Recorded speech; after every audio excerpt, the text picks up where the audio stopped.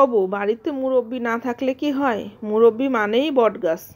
আরে বাবা, মুরব্বি মানে বটগাছ, সে কি খাম্বার মতো দাঁড়ায় থাকে নাকি? সে তো হাঁটা চলা করে।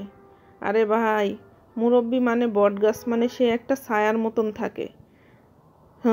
এসব শুধু কথাতেই ভালো লাগে, কাজে দেখি সব কিছুই না। আজকালকার বউজি যে কি হলো, মুরব্বি মানেই মানে না। মুরব্বি থাকলে নাকি তাদের কাজের সমস্যা হয়। তাই তাদেরকে আমি আজ দেখানোর জন্য চলে আসলাম। আমার শাশুড়ি এখানে ঘি বানাচ্ছে। ও বউ শর্ট জমাও, বউ শর্ট জমাও বলতে বলতে আমি একটুখানি শর্ট জমাইছিলাম।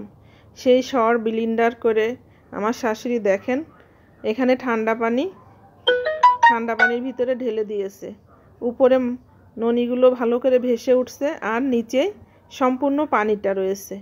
ননিগুলো দেখছেন কি সুন্দরভাবে ভেসে উঠেছে, দেখলে মনে হচ্ছে ছানার মতন, কিন্তু এটা ছানা না, পুরোটাই এটা মাখন। আমার শাশুড়ি এটা হাত দিয়ে এভাবে তুলে নিচ্ছে। হাত দিয়ে খানিকক্ষণ এভাবে ধরে রাখলে এই ননিগুলোর ভিতর থেকে সব পানিটা বের হয়ে যাচ্ছে। দেখেন কি সুন্দর করে এটাকে তৈরি করতেছে। এভাবে খানিকক্ষণ ধরে রেখে এটার সব পানিগুলো বের হয়ে গেলে আরেকটা পাত্রে পরিষ্কার পানি নিয়ে সেটার ভিতরে এভাবে নাড়াচাড়া দিয়ে ধুয়ে পরিষ্কার করে নিচ্ছে। এটাকে 2-3 ধোয়া দিলেই এই ভিতরে যে আপনার দুধের যে পরিমাণটা থাকবে এটা ধোয়া হয়ে যাবে। শুধু এখানে থাকবে মাখনটা।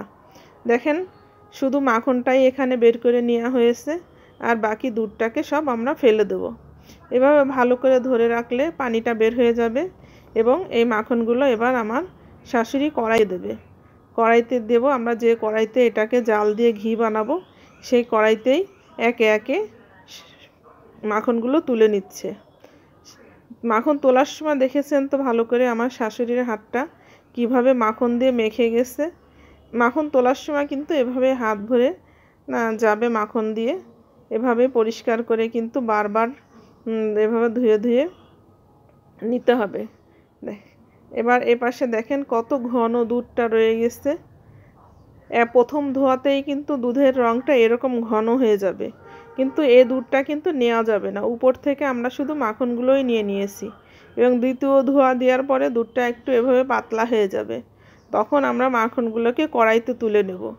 এভাবেই কিন্তু ঘিটা তৈরি করলে ঘিটা ভালো হবে। দেখেন আমাদের মাখনগুলো সম্পূর্ণ তুলে নিয়ে হওয়ার পরেই শাশুড়ি হচ্ছে গিয়ে চুলাতে এটা বসিয়ে দিয়েছে, জাল দিচ্ছে। দেখেন এভাবেই কিন্তু মাখনটা জাল দিয়ে নরম করে ফেলতেছে। এটার থেকেই কিন্তু ঘি বের হবে, এটা কিন্তু দুধ জাল দিচ্ছে না। সেই যে আপনার মাখনটা বের হলো সেটাকেই জাল দিচ্ছে। জাল দেওয়ার সময় কিন্তু এটা ফুলে একবারে ভরে যায়, দুধের মতো উতলিয়ে ওঠে। সাবধানে জাল দিতে হবে যেন উতলিয়ে পড়ে না যায়, কারণ এটা পুরোটাই ঘি। এটা কি ঘি বানানো হয় না রে বাবা? এখনও ঘি বানানো হয়নি।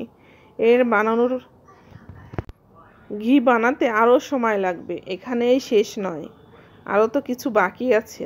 শেষ পর্যন্ত দেখো কি হয়। এখন হয়ে গেছে না, এখনও হয়নি, আরও সময় লাগবে। যখন এটা পুড়ে কালো হয়ে যাবে, ঘিটা পুড়ে না, দেখেন কি সুন্দর ঘি বের হয়ে আসছে। ভিতরে যে খাস্তাগুলো দেখতেছেন এটা যখন পুড়ে কালো কালো হয়ে যাবে তখন মনে করবেন আপনার পারফেক্টলি ঘিটা তৈরি হয়ে গেছে। দেখেন আমাদের ঘিটা হয়ে আসছে, আর কিছু সময় জাল দিলেই ঘিটা পারফেক্ট হয়ে যাবে।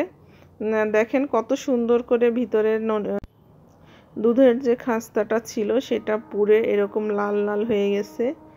এবার বুঝতে হবে যে আমাদের ঘিটা তৈরি হয়ে গেছে। এবার এটাকে আমরা আস্তে করে চুলো থেকে নামিয়ে নেব, নিয়ে একটা ছাঁকনির সাহায্যে আমরা এটাকে ভালো করে ছেঁকে নিতে হবে। দেখেন আমি ছাঁকনির সাহায্যে ছেঁকে নিয়েছি।